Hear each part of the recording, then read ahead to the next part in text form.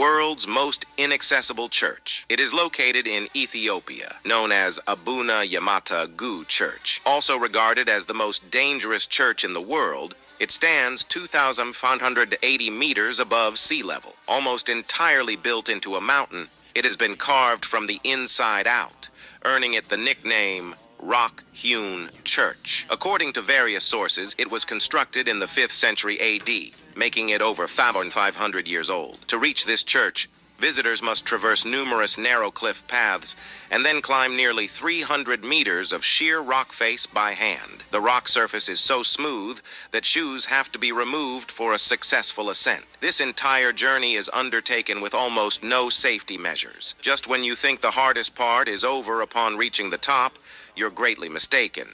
Next, you face an even greater challenge, crossing a 250-meter-long natural stone bridge, flanked by hundreds of meters deep cliffs, where one misstep could be fatal. Upon reaching the summit, you enter the church through a cave, where you will find well-preserved, spectacular paintings from the 15th century.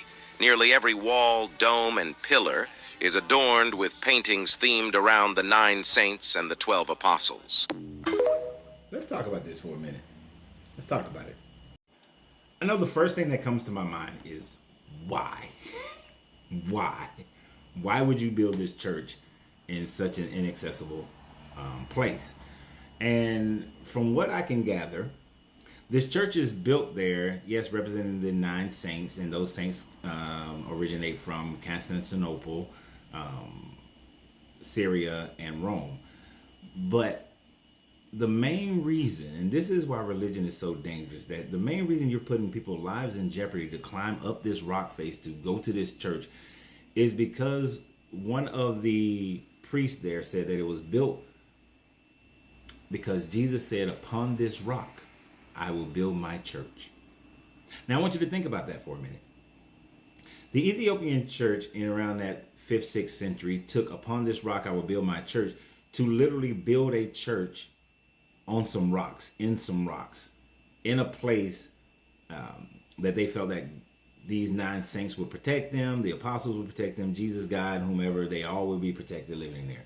And they claim that in its history, not one person has died climbing up this rock, that when people fall off, that the patron saint of this place will catch them in the wind and deliver them safely on one of the lower ledges.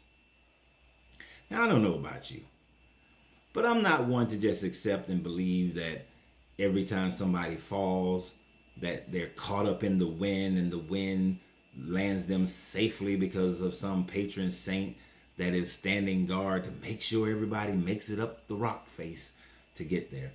But the fact that they take a different stance on "upon this rock I'll build my church" than the Romans, than the Catholics, is interesting, because for the Catholic, it is Peter, the person who was saying it, that they decided that "upon this rock I will build my faith," instead of what Peter actually said to Jesus at that time.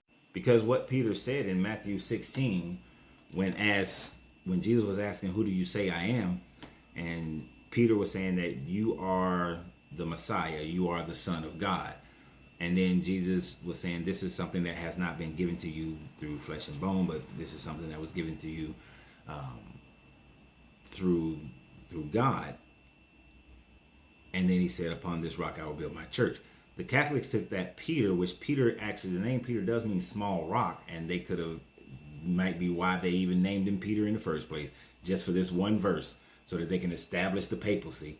But he said it wasn't so much who Peter was as far as what he said, because it is upon the idea that Jesus is the Messiah, Jesus is the Son of God, that is what Christianity is based off of.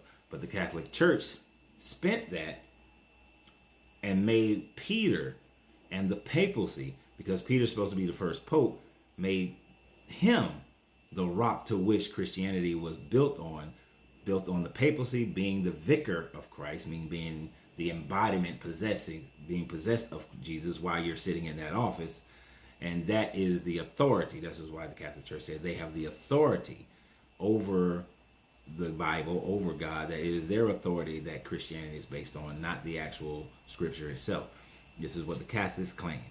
But the Ethiopians took it literally, and actually what the word Peter, what it means, because there's two different words used for rock in that verse in the Greek when you look at it, and they meant literal rock. And so they built the church on these rocks. But what do you guys think?